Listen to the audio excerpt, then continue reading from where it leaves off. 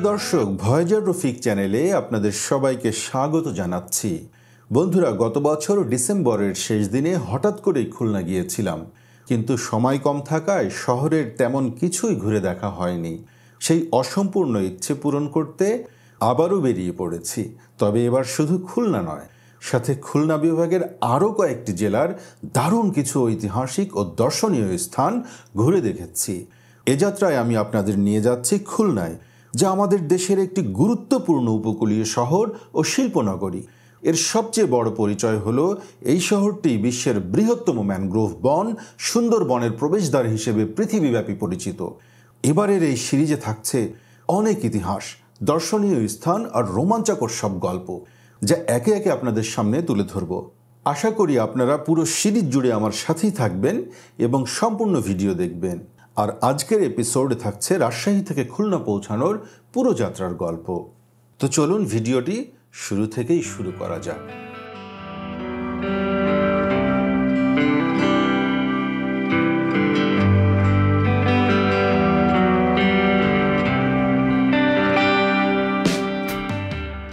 Hello everyone, আসসালামু আলাইকুম। আজকে 31 জুলাই 2025, 16 শ্রাবণ 1432। বন্ধুরা, প্রকৃতিতে শ্রাবণ মাস চলছে, আর শ্রাবণ মানেই হচ্ছে বৃষ্টির দিন, বৃষ্টির মাস।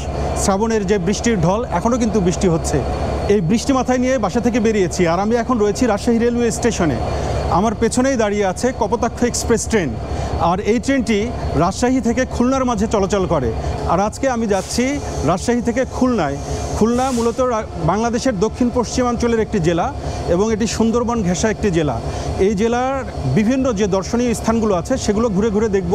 এর পাশাপাশি খুলনা বিভাগের আরও যেই জেলা শহরগুলো রয়েছে সেগুলো ঘুরে দেখার চেষ্টা করব এবং আপনাদেরকেও দেখাবো। আমার সঙ্গে থাকুন এবং দেখতে থাকুন। চলুন আমরা ঘুরে আসি খুলনা থেকে।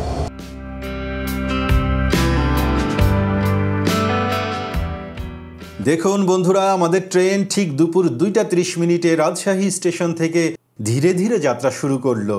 আর যাত্রার শুরুতেই কেমন এক ঝলক বৃষ্টির ছোঁয়া পেয়ে গেলাম।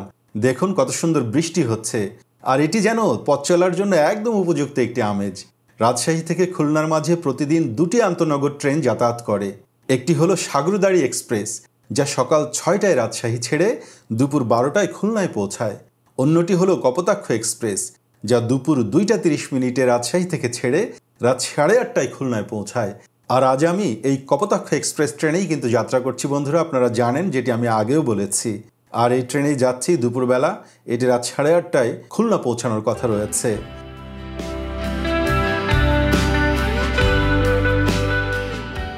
ভাড়ার কথাও আপনাদের জানিয়ে রাখি, দুটি ট্রেনের ক্ষেত্রেই নন এসি টিকিটের ভাড়া 360 টাকা হলেও এসি টিকিটের ভাড়া যথাক্রমে সাগরদাড়ি এক্সপ্রেসের জন্য 828 টাকা আর কপোতাক্ষ এক্সপ্রেসের জন্য 690 টাকা। তবে আজ আমি এসি টিকিট না পেয়ে নন এসি কোচেই যাচ্ছি। যথারীতি বৃষ্টি থাকায় ট্রেন চলার সময় বাতাসে বেশ আরাম লাগছে, গরম তেমন একটা বুঝতেই পারছি না। তবে ট্রেন থামলে হালকা একটু ভ্যাপসা ভাব কিন্তু রয়েছে বন্ধুরা। এটা একটি স্বাভাবিক ব্যাপার, যেহেতু এখন মনসুন চলছে, এখন তো একটু এরকম থাকবেই। তো যাই হোক, বেশ আনন্দ পাচ্ছি, আনন্দ নিয়েই যাত্রা করছি। আমাদের এই যাত্রাপথে ছোট বড় মিলিয়ে অনেকগুলো স্টেশন পড়বে, তবে ট্রেনটি রাজশাহী থেকে খুলনা পর্যন্ত মোট 15টি স্টেশনে যাত্রা বিরতি দিবে। এরই মধ্যে আমরা আমাদের দ্বিতীয় স্টপেজ অর্থাৎ ঈশ্বরদী রেলওয়ে জংশন স্টেশনে এসে পৌঁছে গেছি। এখান থেকে আসলে আমাদের খুলনা যাত্রাটা আরও জমে উঠবে। পুরো ভিডিও জুড়ে সঙ্গেই থাকবেন আশা করছি। চলুন আমরা দেখি কিভাবে পৌঁছাতে পারি খুলনায়।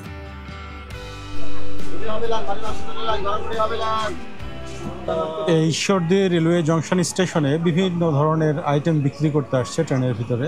একটার পরে একটা হকার যারা রয়েছে তারা আসছে এবং বিভিন্ন ধরনের আইটেম বিক্রি করছে। এখানে নাটোরের কাঁচাগোল্লা, তারপরে হচ্ছে শনপাপড়ি, বিভিন্ন ধরনের ভাজা পোড়া বিভিন্ন জিনিস এখানে বিক্রি করছে। একজনের পর একজন আসছে আর বিক্রি করে করে যাচ্ছে। ট্রেন মানেই হচ্ছে লেট হতে হবে। এই ট্রেনটা অলরেডি লেট করে ফেলেছে। আমরা ঈশ্বরদী জংশন স্টেশনে এসে বেশ অনেকক্ষণ থেকে ওয়েট করছি। এতক্ষণ এটা ছেড়ে যাওয়ার কথা ছিল স্টেশন থেকে, 3:45-এ এখান থেকে ছেড়ে যাবার কথা, কিন্তু এখন 4টা বেজে পার হয়ে গেছে। এখন পর্যন্ত এটা এখান থেকে ছাড়েনি। 4:10 বাজে। রাত কয়টায় গিয়ে পৌঁছাবো ঠিক জানি না। এটা মোটামুটি 8:30টার দিকে মনে হয় পৌঁছানোর কথা ছিল, সেটা হয়তো বা 9টা 9:30 বেজে যাবে খুলনা পৌঁছাইতে, বা তারও বেশি লাগতে পারে। এখন দেখা যাক কখন নিয়ে যেয়ে পৌঁছায়। আমরা ঈশ্বরদী জংশন স্টেশনে বসে বসে ওয়েট করছি।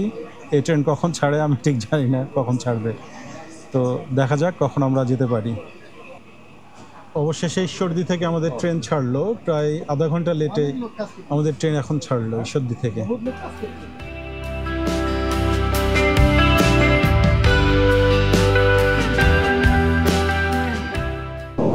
বন্ধুরা, সামনে দেখতে পাচ্ছেন রূপপুর পারমাণবিক যে বিদ্যুৎ কেন্দ্র সেটা দেখা যাচ্ছে সামনে। রূপপুর পারমাণবিক বিদ্যুৎ কেন্দ্রের যে ইয়েগুলো সেগুলো দেখতে পাচ্ছি। আর আপনারা হয়তো জেনে থাকবেন যে অল্প কিছুদিন আগেই এই রূপপুর পারমাণবিক বিদ্যুৎ কেন্দ্রের যে বিদ্যুৎ তৈরির যে প্রক্রিয়া সেটা কিন্তু চালু হয়েছে বেশ কিছুদিন আগে। আর এই সময় আমরা যাচ্ছি, পারমাণবিক বিদ্যুৎ কেন্দ্রটা আসলে পড়বে ওই পাশে, আমি যে পাশে বসে আছি, ফলে ওইভাবে আর দেখা যাবে না। তবে সামনে পাকশি স্টেশন, আর এই পাকশি স্টেশনের সামনেই কিন্তু রয়েছে হার্ডিঞ্জ ব্রিজ। বন্ধুরা, আমরা পাকশি স্টেশনে বসে আছি আর সামনে রয়েছে হার্ডিঞ্জ ব্রিজ, যেটা 1910 থেকে 1916 সালের মধ্যে নির্মাণ করা হয়েছিল, সেই প্রাচীন যে রেলওয়ে ব্রিজ। এই ব্রিজটি মূলত আসলে পশ্চিমবাংলা যেটা রয়েছে, ভারতের পশ্চিমবাংলার সঙ্গে বাংলাদেশের যে কানেক্টিভিটি সেটা কিন্তু এই ব্রিজের মাধ্যমে হয়েছিল সেই আমলে। তো সেই ব্রিজের উপর দিয়ে কিন্তু এখন এই ট্রেনটা যাবে, আমরা দেখব। সামনেই রয়েছে ব্রিজ।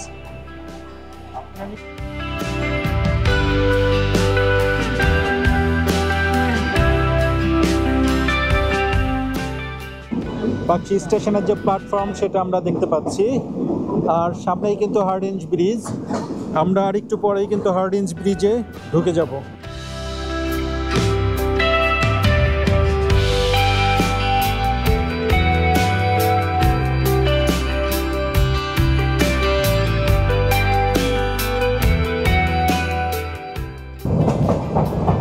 এই যে আমরা এখন কিন্তু ঢুকে যাচ্ছি পাকশি হার্ডিঞ্জ ব্রিজে। এই যে দেখুন আমাদের ট্রেন ঢুকে গেল।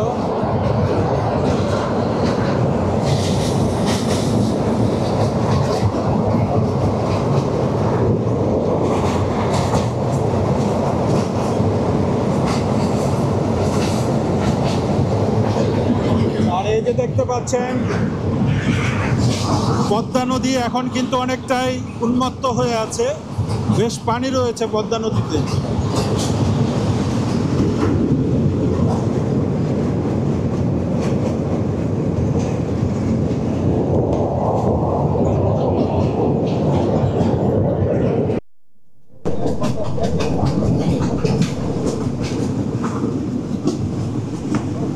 এই সেতুটি মূলত 1.8 কিলোমিটারের একটি সেতু এবং পদ্মা নদীর উপরে অবস্থিত। তো আমরা সেই সেতুটি পার হয়ে আসলাম। সামনে রয়েছে ভেড়ামারা স্টেশন, ওখানেও হয়তো গাড়ি থামবে। ভেড়ামারা স্টেশনে এসে পৌঁছে গেলাম। এটা হচ্ছে ভেড়ামারা স্টেশন, দেখতে পাচ্ছেন।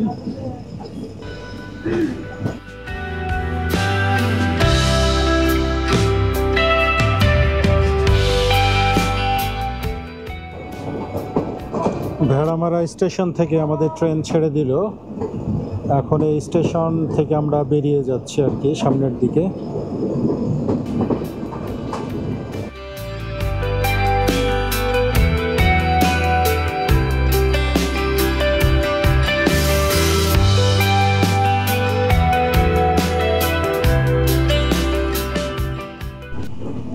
আমরা পোড়াদা জংশন স্টেশনে এসে পৌঁছে গেলাম।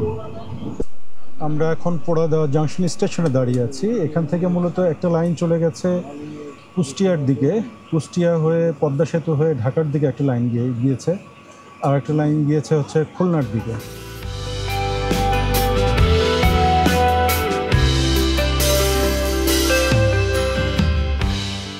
প্ল্যাটফর্ম পার হয়ে আমরা আস্তে আস্তে এগিয়ে চলেছি খুলনার দিকে। এই যে পোড়াদা জংশন স্টেশন পেরিয়ে গেলাম।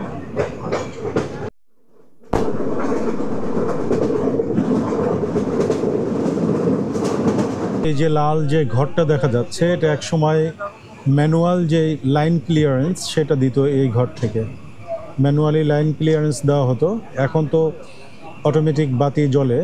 তো একটা সময় এখান থেকে কিন্তু লাইনগুলো ক্লিয়ার দিত। আমরা এখন আলমডাঙ্গা স্টেশনে এসে বসে আছি আর কি। এখান থেকে মূলত একটা লাইন চলে গেছে কুষ্টিয়ার দিকে, কুষ্টিয়া হয়ে পদ্মা সেতু হয়ে ঢাকার দিকে একটা লাইন গিয়েছে, আর একটা লাইন গিয়েছে হচ্ছে খুলনার দিকে। ট্রেন অলরেডি এসে এখানে থেমে গেছে। এখন এখান থেকে ছাড়লে এরপরে আছে হচ্ছে চুয়াডাঙ্গা, আলমডাঙ্গা, চুয়াডাঙ্গা, এরপরে হচ্ছে দর্শনা হল্ট, তারপরে খুব সম্ভবত আরও 1-2টা স্টেশন পরে হলে যশোরের পরেও 1-2টা স্টেশনের পরে হচ্ছে খুলনা। বেশ এখন অনেকক্ষণ থাকতে হবে ট্রেনের মধ্যে, বোঝা যাচ্ছে। আর আজকে সকাল থেকে বেশ কুফা লেগে আছে, কারণ সকালে যখন আমি অফিসের জন্য বের হলাম তখন বৃষ্টি ছিল না, কিছু দূর আসার পরেই বৃষ্টি ধরলো। তারপরে অফিসে গেছি ভিজতে ভিজতে, যেহেতু বাইক নিয়ে অফিসে গেছি মোটামুটি ভিজেই গেছিলাম। এরপরে আবার ফেরার সময় দেখি বেশ ভালোই বৃষ্টি ছিল। দুপুরে যখন আমি বের হবো অফিস থেকে তখন দেখলাম যে একটু বৃষ্টি কমলো, ওই সময় বের হলাম, কিন্তু কিছু দূর আসার পরে আবারও বৃষ্টিতে পড়েছি এবং ভিজতে ভিজতে বাসায় এসেছি। তারপরে যখন আবার ট্রেন ধরার জন্য বের হবো তখনও আবার নতুন করে বৃষ্টি এসেছে। তো আলটিমেটলি আজকে সারাদিন বৃষ্টির উপরে চলছে। আর যেহেতু শ্রাবণ মাস সেহেতু বৃষ্টি থাকবে, এটাই স্বাভাবিক। আলমডাঙ্গা থেকে ছেড়ে দিল আমাদের ট্রেন। টিপটিপ করে বৃষ্টি হচ্ছে, আর এই বৃষ্টির মধ্যে খুব ভালোই লাগছে। জানালার ধারে বসে আছি, হালকা ভেজা হাওয়া আসছে, বেশ ভালো লাগছে এর মধ্যে জার্নি করতে। কিন্তু গরম আছে, একটা হালকা ব্যবসা একটা গরমও আছে। তারপরে যখন ট্রেন চলছে তখন খুব খারাপ লাগছে না, ভালোই লাগছে।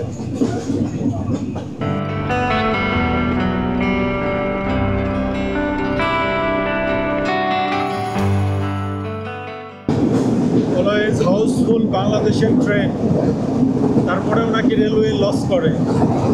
আমি যেখানেই যাই, যেদিকেই যাই, বেশিরভাগ ক্ষেত্রেই ট্রেনে যাতায়াত করি, ট্রেনে যাওয়ার চেষ্টা করি, কারণ ট্রেনের জার্নিটা বেশ আরামদায়ক। আর ট্রেনে যখনই যাই, সেটা এসি হোক বা নন এসি হোক, যে কোনো জায়গাতেই যদি যাই সবসময় দেখব যে ভিড় এবং স্ট্যান্ডিং প্যাসেঞ্জার সবসময় থাকে। তারপরেও দেখা যায় যে ট্রেন লস করছে। এটা আসলেই কি তারা লস করে, নাকি এখানে কোনো চুরি হয় বা কোনো ধরনের ডাকাতি হয়, সেই বিষয়গুলো আসলে খতিয়ে দেখা দরকার। তো যাই হোক, আমরা এখন বাংলাদেশের একদম সীমান্তবর্তী যে স্টেশন দর্শনা হল্ট, সেই স্টেশন সামনেই রয়েছে, সেটা চলে আসবে। আর এই স্টেশন দিয়েই কিন্তু সরাসরি ট্রেন ঢুকে যায় হচ্ছে ভারতে।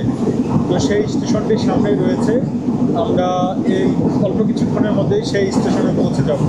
সামনেই আছে সেই স্টেশন।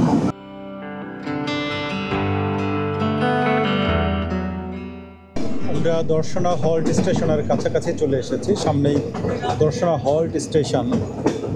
এখান থেকে একটা লাইন একদম সরাসরি ভারতে ঢুকে গেছে, যেটা দিয়ে একদম ভারতের পশ্চিমবাংলার যে কলকাতা শহর পর্যন্ত চলে যাওয়া যায়।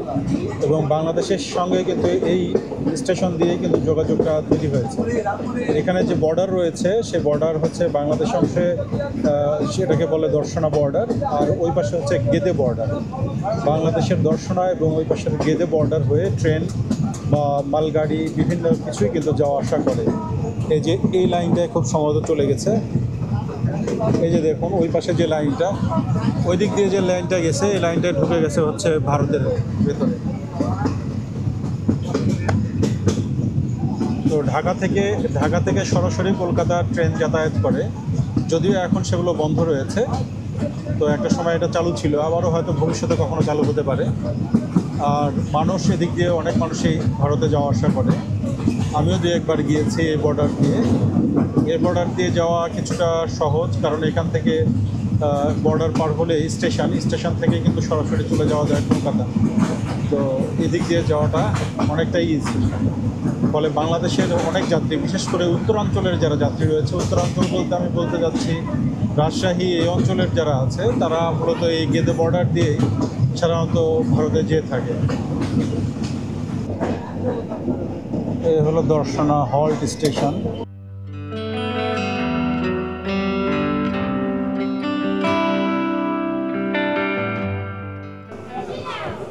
এই স্টেশনের যে প্ল্যাটফর্ম, এটা বেশ উন্নত করেছে দেখছি। আমি অনেক দিন আগে দিক দিয়ে গিয়েছিলাম, ভারতে যাওয়ার সময় এখানে নেমেছিলাম, তখন একটু ভাঙাচোরা ছিল। এবং এই যে ছাদ, এখন দেখছি যে নতুন ছাদ দিয়েছে, এগুলো কিন্তু ওই সময় কিছুই ছিল না। তো মাঝে দেখছি ভালোই এদিকে উন্নত হয়েছে।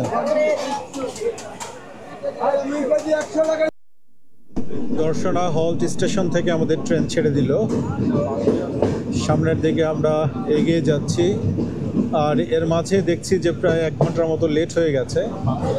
শেষ কখন যে পৌঁছাতে পারি সেটা এখনো বলা যাচ্ছে না। এই লেট কি বাড়বে নাকি আস্তে আস্তে এটা কমবে বোঝা যাচ্ছে না।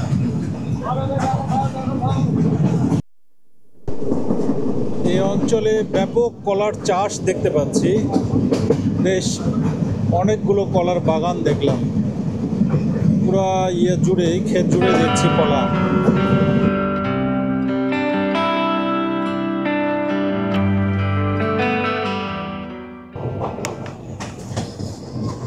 সফদারপুর স্টেশন সামনে, আমরা এখন সফদারপুর স্টেশনে ঢুকছি। উল্টো হয়ে বসে আছি, উল্টো দিকে যাচ্ছে, মজা লাগছে না। ওই দিকে বসতে পারলে ভালো হতো। সফদারপুর স্টেশন থেকে আমাদের ট্রেন ছেড়ে দিল। সামনে রয়েছে কোটচাঁদপুর, এরপরে মোবারকগঞ্জ, তারপরে যশোর। এই যে সফদারপুর স্টেশন দেখতে পাচ্ছেন।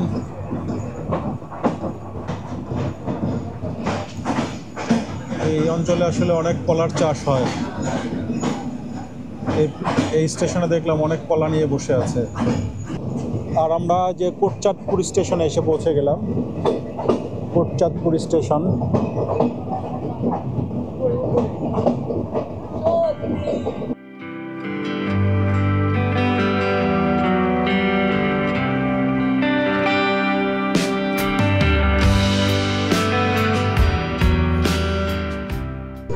আমরা কোটচাঁদপুর থেকে বেরিয়ে আসলাম, আর সামনে রয়েছে মোবারকগঞ্জ, তারপরে যশোরের পরে নোয়াপাড়া, এরপরে খুলনা।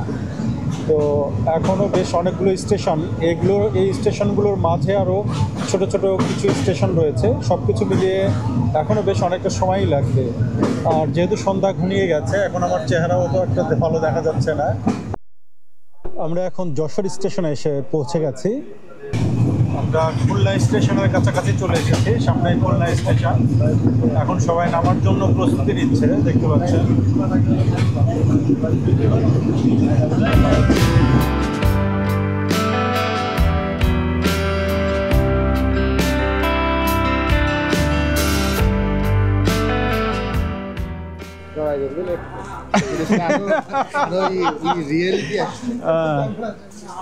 আচ্ছা, অনেক অনেক ধন্যবাদ। আমার ছোট ভাই ওরা ছোট ভাইরা এসছে, ফুল টুল নিয়ে চলে এসছে। এখন আমরা যাব আমাদের গন্তব্যের দিকে। বন্ধুরা, সেই দুপুরবেলায় রাজশাহী থেকে রওনা দিয়ে এখন এসে পৌঁছে গেছি খুলনা রেলওয়ে স্টেশনে। আর এখন আমরা যাচ্ছি, এখান থেকে যাব খুলনা ইউনিভার্সিটির দিকে। খুলনা ইউনিভার্সিটিতে আজকে রাত্রে থাকবো।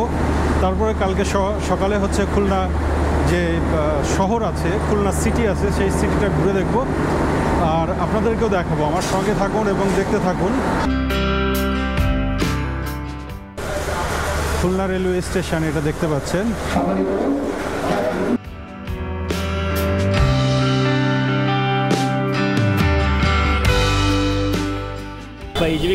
এই হচ্ছে খুলনা স্টেশনের বাইরের অবস্থা। আমরা এখন ময়লাপোতা পার হচ্ছি। ময়লাপোতা পার হয়ে আমরা সোনাপোতা পার হয়ে তারপরে যাব গল্লামারি বাজার। গল্লামারি বাজার পার হয়ে যাব জিরো পয়েন্টের আগেই হচ্ছে ইউনিভার্সিটি। আর এই যে সাথে আছে আমার ছোট ভাই রোহান, আর ওই পারে আছে সোহান। আমরা 3 ভাই মিলে যাচ্ছি।